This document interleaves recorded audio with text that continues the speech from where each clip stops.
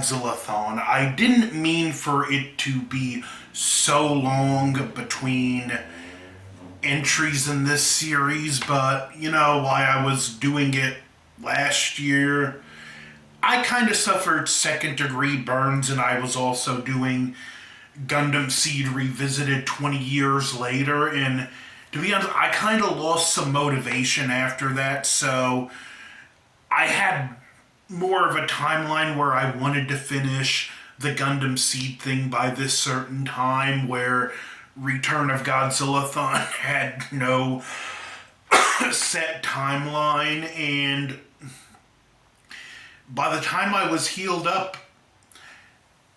I kind of lost motivation. Then I needed to start ramping up for Montober, which at the end of September we got hit by a hurricane.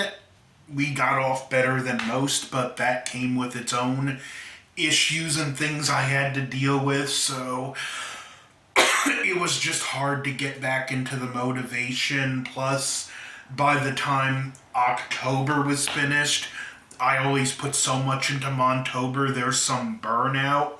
So here it is, mid-January, and 1967's The Son of Godzilla. A simple plot. There are scientists on a remote island in the Pacific experimenting with controlling the weather. A reporter by the name of Goromaki, a name we will see a few more times in this franchise, shows up and explains, I just know there's a story here. There's a funny scene where he kind of does this temper tantrum thing where he's like, I'm sitting here and I'm not moving an inch till I get what I want. They agree to make him a part of the research facility.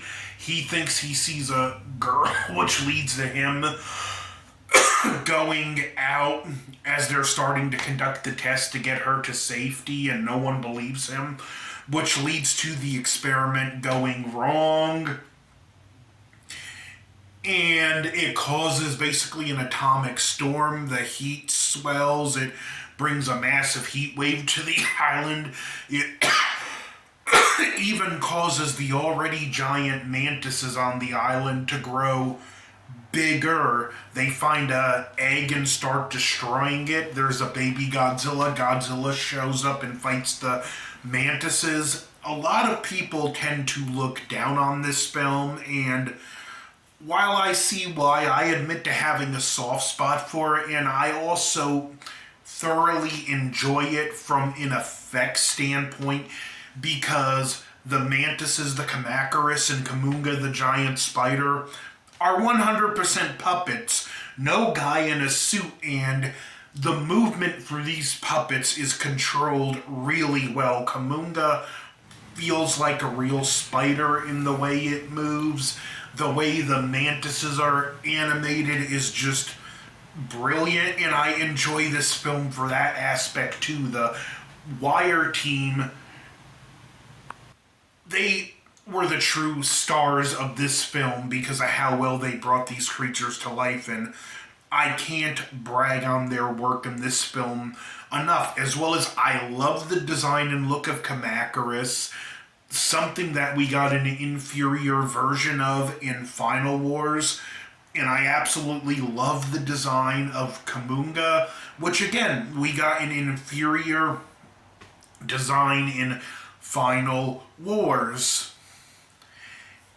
And there are some nice touches how they set up Kamunga, like the girl Reiko. We see her go to her cave and there's spider webs around it, and she kind of looks around and this ominous music plays, and it's like it's clear the camera wants us to focus on the webbing.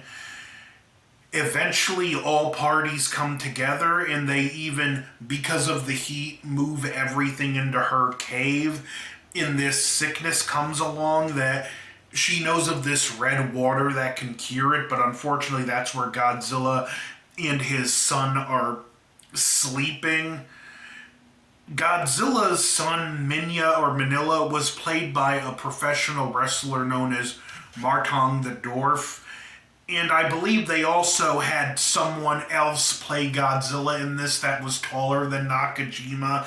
to more capture the size difference between Godzilla and his son, and I believe he was actually a baseball player. The Godzilla suit in this does not look good at all. It's one of the worst, if not the worst, Godzilla suit in the franchise. And again, like I said, the plot's just super basic. Scientists trying to do an experiment. Only certain members of the UN Council know they're on there. The girl they found, Reiko, her father was a scientist during World War II, and he stayed behind on the island. Not much is mentioned about the mother, and it's clear he died at some point, and Reiko's been living on this island alone for years before she meets up with the reporter Goromaki, and the most mild romance between the two occurs that it might as well have just been a friendship for all it affected the plot. Eventually, Minya saves Reiko from one of the giant mantises and inadvertently wakes up KAMUNGA. And in a great shot where we see the arms start to pull out of the dirt, and they have a narrow escape from KAMUNGA where Maki has to use his lighter to burn the web because it's mentioned the web can only be cut by heat. Now, here's the thing. Was KAMUNGA always this big? Or did the storm make him big like the mantises? It's not told one way or the other. I'm inclined to think he was always that big because there was no husk of him. And if he had to grow that big, he certainly would have shedded, but I'm applying real-world attributed fictional monsters at this point. It all comes to a head when they try to do the test again, hoping to freeze the monster so they can escape. And Godzilla's son encounters KAMUNGA in a pretty good shot. This scene, it's one of my favorite shots in the film, and he tries to fight KAMUNGA alone, only to get webbed up, briefly saved when a Kamacuras shows up and gets killed by KAMUNGA.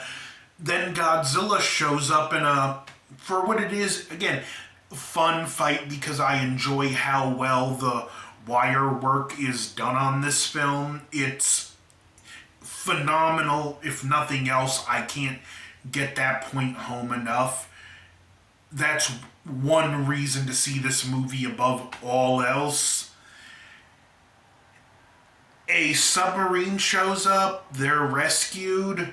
Godzilla and his son hit KAMUNGA with a combined atomic breath to destroy him. There's a touching scene at the end where Godzilla's comforting his son as they're going into hibernation.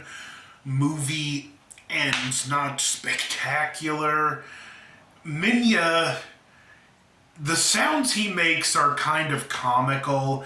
He sounds like a donkey that has some sort of respiratory infection.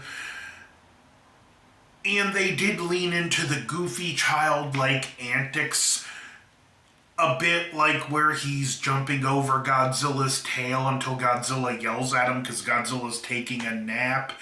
And there's also the scene where Godzilla's teaching him to use the atomic breath and he has to stomp on his tail to make him do it. Godzilla's a pretty abusive father in this one.